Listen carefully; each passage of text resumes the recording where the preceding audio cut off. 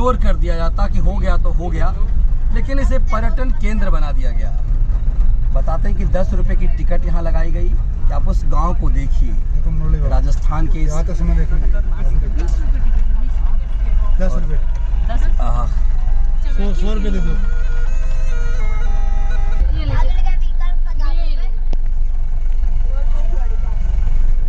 नमस्कार जी।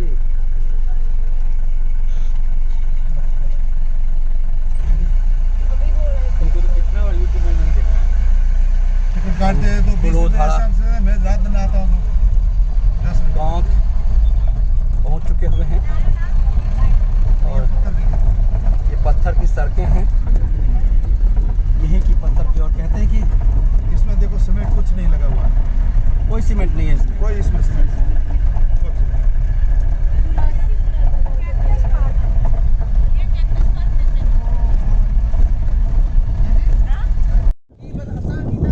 हम लोग अभी जैसलमेर के कुलधरा गांव आ चुके हैं।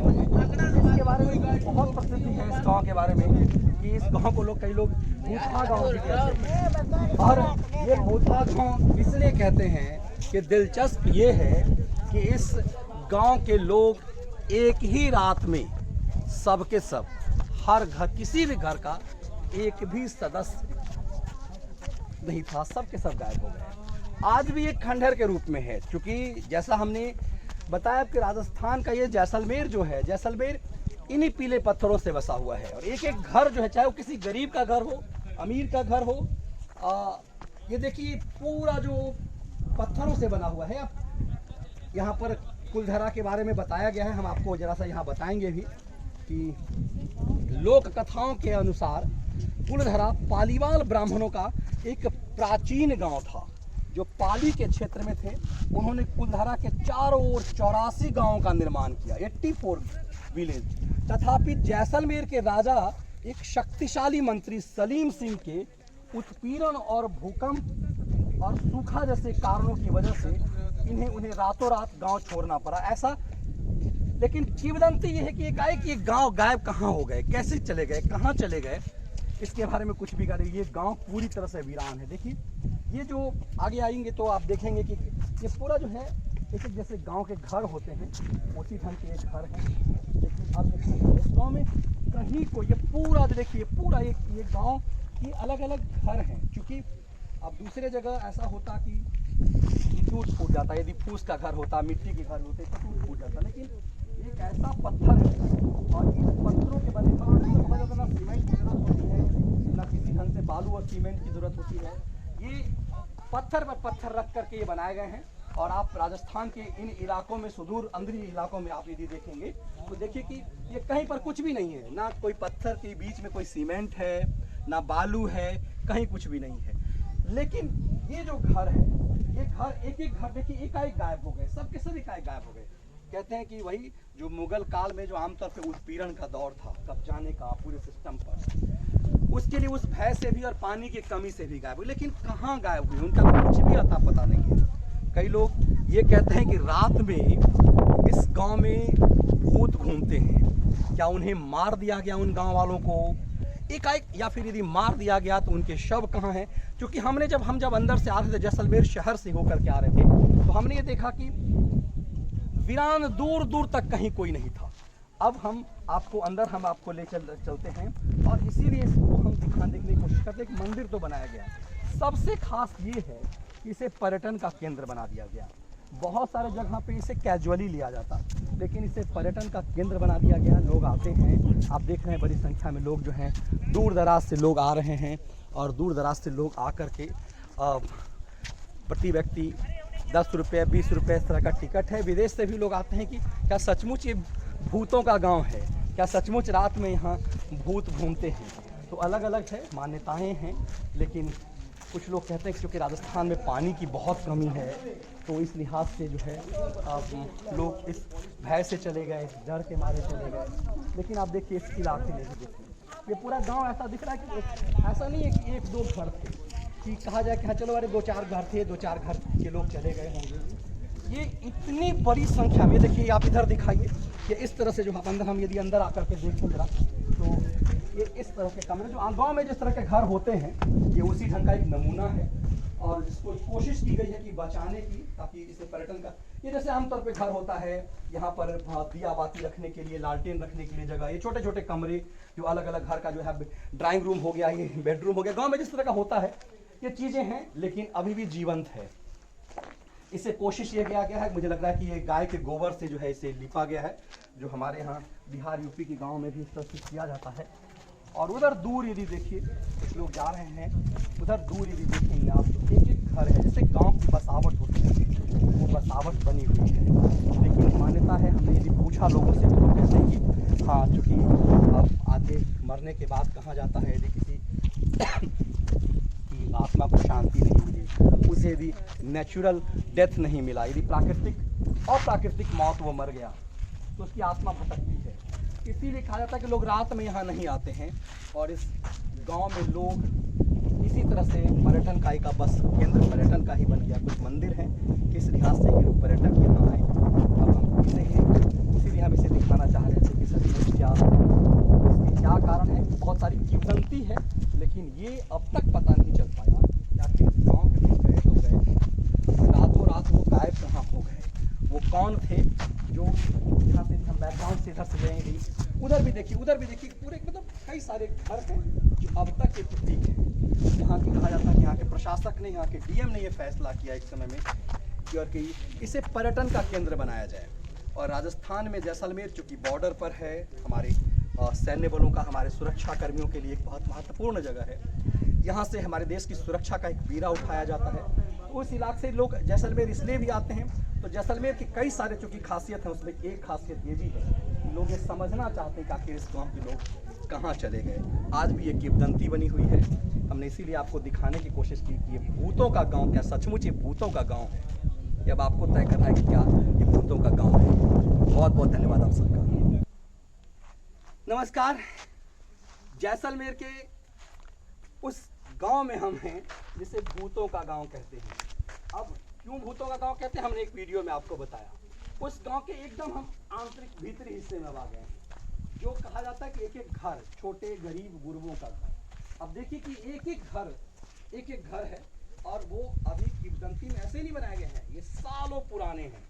एक एक चीज़ देखिए कि कैसे ये घर, गाँव के घर, और ये सब अब गिरता फसरता गाँव है। लोग इसे नष्ट नहीं कर रहे हैं इसलिए क्योंकि ताकि पर्यटक इस घर को यदि हम दिखाएं, आइए हम आपको अंदर की तरफ ले जा करके दिखाते हैं कि एक घर हमने आपको दूसरे वीडियो में बताया था कि कैसे उसे बचाने की कोशिश की गई है ताकि लोग जो है यहाँ घूम सके। अब देखिए इस घर में यदि आप देखेंगे तो कैसे गांव के, जो राजस्थान के गांव जैसे होते, चूँकि पानी की कमी है।